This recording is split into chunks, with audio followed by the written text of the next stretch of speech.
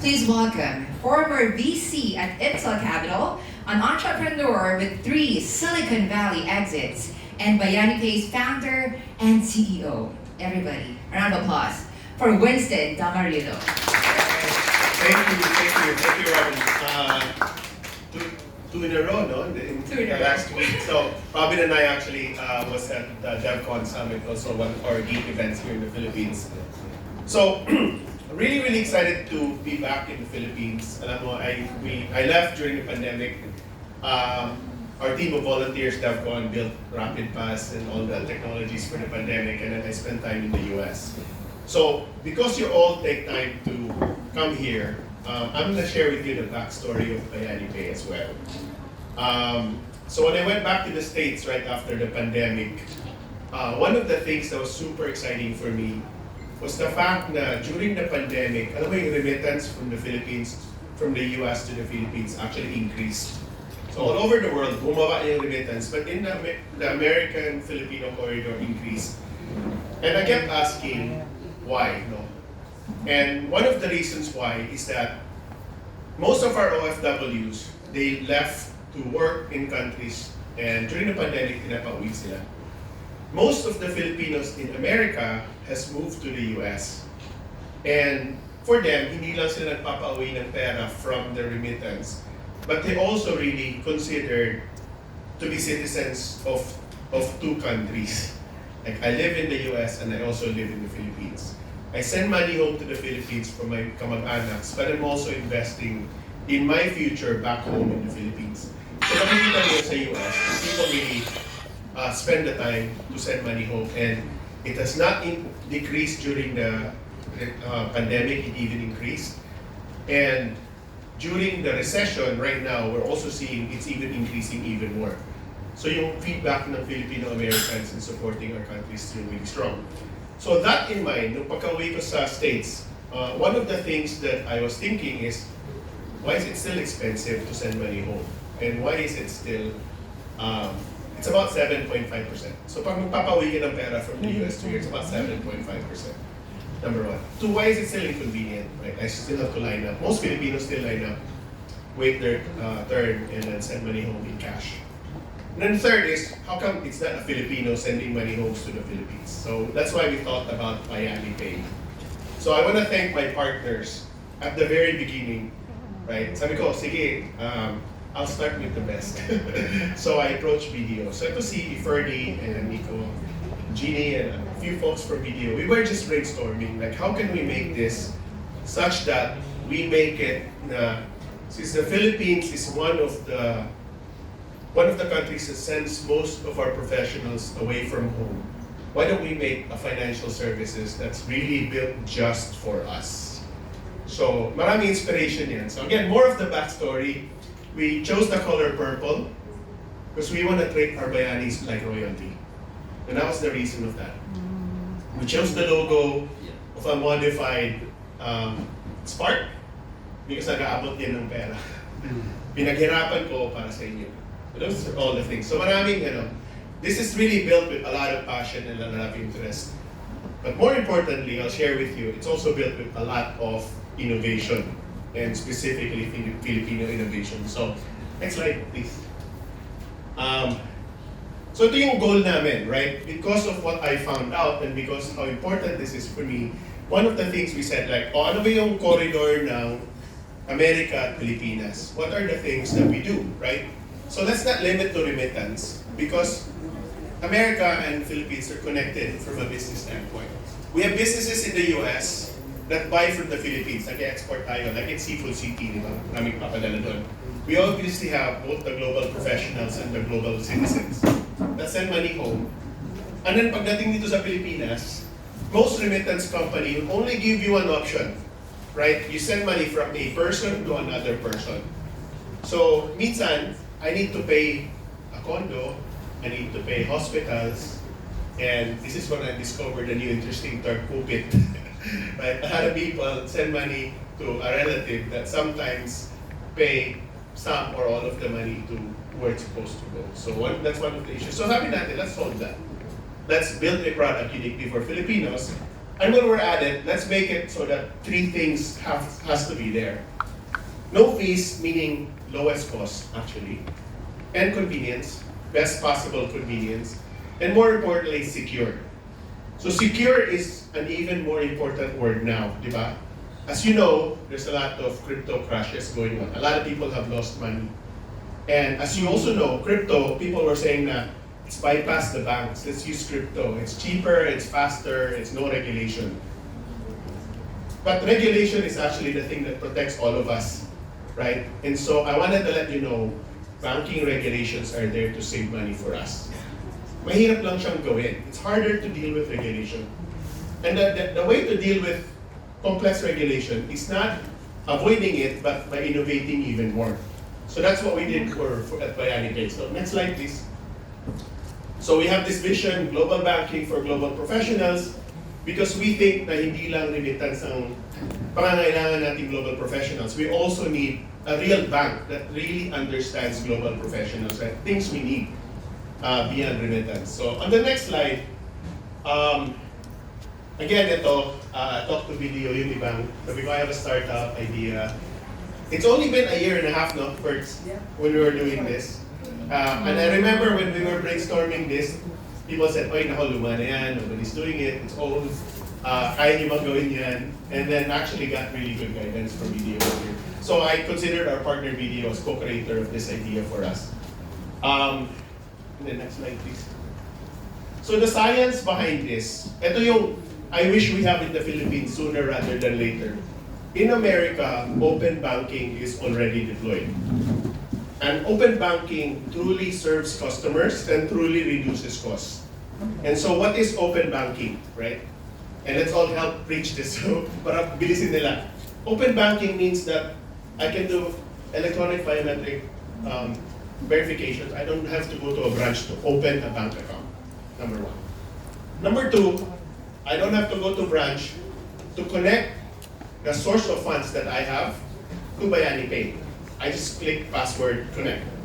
And bayanipay has access to 95% of all banks in the United States. Number three, I use ACH. Ito importante ito. ACH in the US means I don't have to pay rail costs to Visa and MasterCard. Diba? So yun yung 3 to 4% na nababawas sa cost ng pagpadala ng pera while doing it digitally. So we use ACH in the US. And then pagdating naman dito sa dulo, we're doing a settlement bank. This is now the importance of a partnership of two very large banks. Banco de Oro in the Philippines, the American East-West Bank, a $60 billion bank. So the transfer between Video and East-West is seamless. It's bank to bank. It's fast, it's real time, it's free. Diba? And then now, it goes all the way to Video Settlement Bank. But we didn't stop there. Pagdating naman sa Pilipinas, first of all, because we're partnered with Video, we have the most possible outlets of where your money can be obtained. Either sa Video, which is what we prefer, or you cash pick up, or any bank in the Philippines, essentially. But I really want to stop there, right? One of the things we're going to talk about today is, what if gusto ko magbayad diretso sa Lasal, or sa Ateneo, or sa St. Luke's, or sa condo payments? So we're actually going to connect your payments all the way to where you want to pay it. In fact, we can even create scenarios na kung meron kang recurring payments sa mga condos, you can just program it and say, sige, every month, just take the money off. So in America, it's called digital direct debit. Sa Pilipinas daw, just so it's people understand it, parang electronic post-dated check. Diba? You can kind of get it directly. So these are unique to Filipinos, right? We do this all the time, right? All the other remittance companies don't do this. We built this for ourselves. But this technology is important. This innovation addresses the three things that I had in mind. Pinakamura, pinaka-convenient, at pinaka-secure. So if you go to the next slide, ito yung aking benchmark. Araw-araw tumitingin ako sa, paano ako nagre-remit? Araw-araw tumitingin ako sa cost, no? Because we're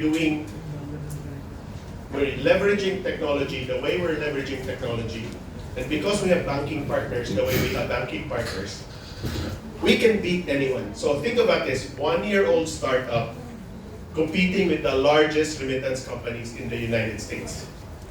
And I don't beat them on anything, on everything, but we beat them for Filipino-American markets. Okay? Our goal is walang tatalo sa atin kung Filipino-American markets. And that's what we're doing, and we watch this every day. Right? So the technology and the innovation delivers on cost. Number one. So next slide.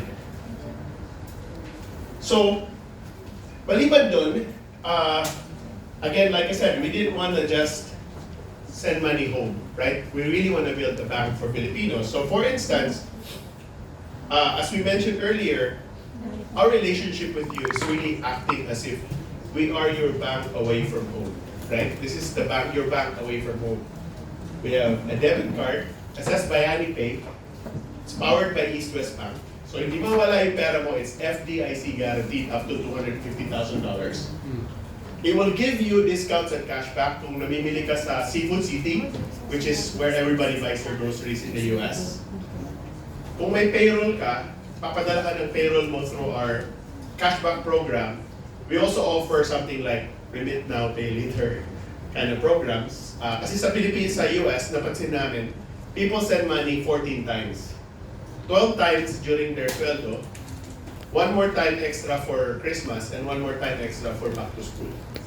So those 2 times, sometimes kailangan mo ng advance. So we're working on that to provide benefit to our kababayans.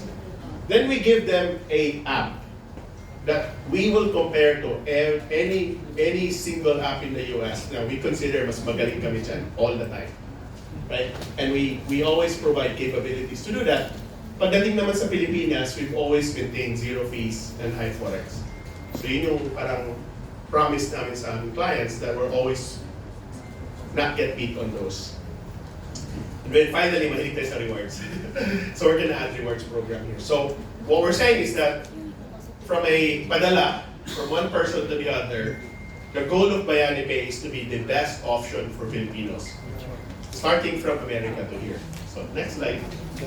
But we didn't want to end there. The other thing we're doing is that, so you know, napamura na namin yung pagpadala ng pera of any kind of any way between the US and the Philippines kasi nakakonekta na yung dalawang bangko, di ba? Nakakonekta na yung technology. So sabi namin, oh, may nagpapadala ng pera, pero minsan may iba nagbabayad din. They're paying their condos, they're paying schools, they're paying for car payments, they're paying for a lot of things for their loved ones here in the Philippines. What can we do? We already know we can make it cheaper. What can we do to make it more convenient, right? And more secure. So una-una, we're partnering with condo providers here in the Philippines. Soon you'll hear who they are, but they're the biggest. Basically, what's gonna happen is, gagawa namin sila ng pay code. So, alam mo, komplikado magbayad. So you just have a pay code that says, ito yung condo na babayaran ko. Right? And then I can send money directly to that condo. It can be a home, a car, school, or a hospital. The money goes straight to them. We're not using credit cards anymore, so it's cheaper than credit cards. It's convenient without the convenience fees. And it adds a bit more features again, kasi pinag-iisipan natin talaga kung what helps the user, di ba? Bill reminders. Oh, pagpabayad ka na, huwag mo kalimutan. Kung kapos ka, we will offer overdraft protection. Sipin mo yung overdraft protection across the seas. Right? Makakatulong yan by a lot. And then, pagdating mo naman, simplified billing, yung mga receipts mo nasa phone mo na. Hindi na ibibigay sa'yo ng kamag-anak mo. Ito nga yung electronic post-dated checks. Diretso na sa bank account mo. And then you also get rewards. So that's one function now na dire-diretso na yung pagbayad, no, from consumers to business. The other things that we're seeing is we noticed that there's a lot of very small exporters of the Philippines. They export their products to the United States. And obviously, they also have to get paid. And again, the cost of this is actually higher than remittance. Every time na babayaran ka from the States, you have to pay what's called a wiring fee from the banks. And the banks actually has the worst forex right? They're not video and they don't have the high volume of forex, so mababa lang yung forex if you're an exporter. So we're actually really working with the small businesses now that exports to the US, starting with yung mga nag-export sa Seafood City. In fact, I don't know if we put it on our press release, but we've just signed an agreement for processing of at least $25 million of export payments na gagawin ng Seafood City. And we feel that nakakatibid ng pera si Seafood City on the US side. But on the Philippine side, yung mga nag-export sa kanila, first of all, we'll get now better forex. Second, faster payments. So yung pera nila, diretso na yun sa video, and it's a lot quicker.